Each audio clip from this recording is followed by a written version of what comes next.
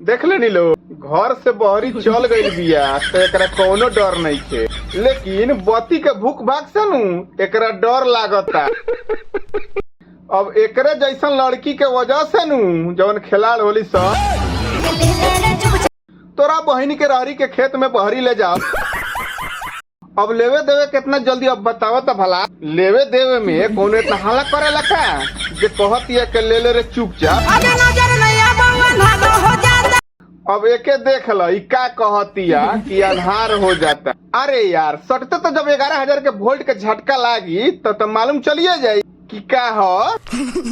तई जोर के जरूरत पड़ेला का नानू भाई। ई हो सकेला कि लड़की सुपर फास्ट होई आ लड़का जौन बा उ नया होई। बड़ी अच्छी बात कही। तो 5 मिनट खाली इंतजार कर ना, कहूँ के जरूरत ना पड़ी, सीमा पार हो जाई।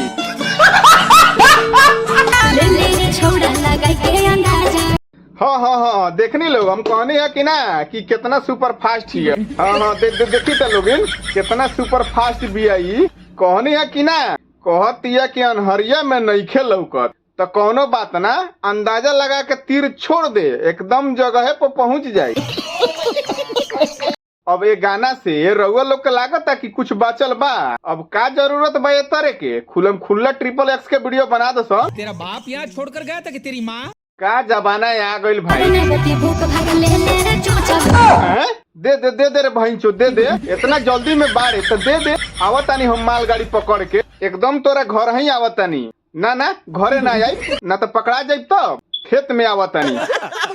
का भाई लोग तोहनी लोग के का लागता, हम जातानी सीमा पार करे। मिलतानी अगला वीडियो में, लेकिन जाए से पहले एगो बात बताई, चैनल के सब्सक्राइब कर दिया भाई लोग। बाय बाय, टेक केयर, जय।